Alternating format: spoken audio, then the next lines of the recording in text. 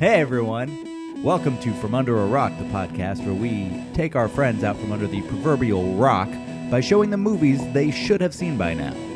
We're celebrating a special round of FUAR this month. Oh yeah, that's right. In the coming 4 weeks, I should say. It's not a perfect month. We are doing our all-time favorites. What better movies for us to pick that the rest of us should have seen by now? Mm-hmm. And my pick to kick us off was Magnolia, a 1999 Paul Thomas Anderson film, ensemble sort of epic drama, I would say. Huge ensemble. And huge epic. Yeah. I actually really like this movie, but I mean, the performances were great. The stories were all compelling. And starting off the movie, it sets up this world of crazy coincidences, and you're like, oh, I really want to see how all these people tie together. And they start giving you information about each character. I don't think any movie should be 3 hours, honestly. Looking at you, Peter Jackson. But it started off strong, but it kind of lost me in the pacing towards the end. By the way, Peter Jackson is in here, and I'm looking at you, Peter Jackson. We can't show him. He didn't sign. We're not talking about his movies at all. It's just completely unrelated to what Steven was talking about. He's just looking at Peter Jackson. Looking at you, kid. It's a really interesting format, and I agree. It was. I'm not going to say flawless, but it was, as far as ensemble movies goes, it was way up there. Mm-hmm. I probably can't think of one that I think is better right now. I'm not sure how I felt about the frogs. Can we talk about the frogs? We spend the entire movie grounded in reality for the most part. Yeah. But then when the frogs happen, I was like, what's going on? Like, did we change movies? If you remember, after the frogs start raining down, you see Stanley sitting in the library, and he says something like, this happens. This is a thing that happens.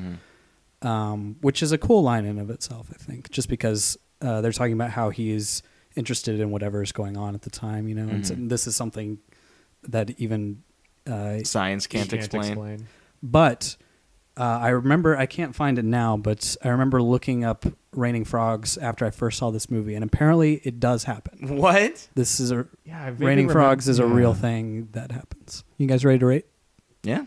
Let's do it. James? All right. I enjoyed this movie. I agree with Steven that I felt like it dragged on a little bit, and it really sort of lost me at some points. And while normally I don't try to reduce or deduct points for surrealism or lack of believability, it did kind of throw me for a loop, especially in a movie that kind of built its foundations on a certain level of reality. And to kind of throw that away halfway and then at the end of the movie was a little strange to me. So I'm going to have to give this one I'm going to give it a B. I really like this movie. An ensemble piece is really hard to do. And like we mentioned before, I thought, movies like Crash just don't do it. They hit the same note, all throughout the movie. And this movie, it hits a lot of different notes. It's very complex. Everybody's dealing with a lot of extremely different problems, and they're all very real problems that are just super dramatic, and that's what movies are made of. But it did drag on. With all that said, I'm gonna give it an A-. I really like this movie, and I don't watch that many ensemble movies that I like. It's typically, I'm like, there's too much going on. It's not threaded together well. And there's usually a few characters where I'm like, I could have completely done without them.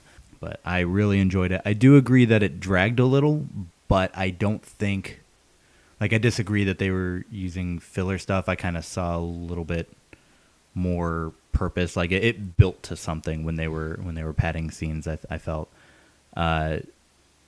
But yeah, by the time I was in the third hour, I was like, I want to know where this is going. But everything paid off, and I was really happy with it. I'm not going to give it a perfect score, but I am going to give it an A. I think a few years ago, I would have given it an A+, and it really hasn't. It's held up surprisingly strongly for me. I was a little nervous calling this my favorite movie, having not seen it in so long. I was really worried about what you guys would think. but watching it now, I was still completely enamored, and I am gonna give it an A as well. All right, that brings our average to an A-. Thank you once again for joining us for another episode of From Under a Rock. Hey guys, thanks for watching this highlight video for the Magnolia podcast. If you enjoyed it, then please check out the full podcast in the description below. That's right, there's a link there. And we do podcasts like this every week, so subscribe so you don't miss it. Be sure to hit the like button and comment below with what your favorite part of Magnolia was. Thank you guys. I'll see you guys later. Let's punch it!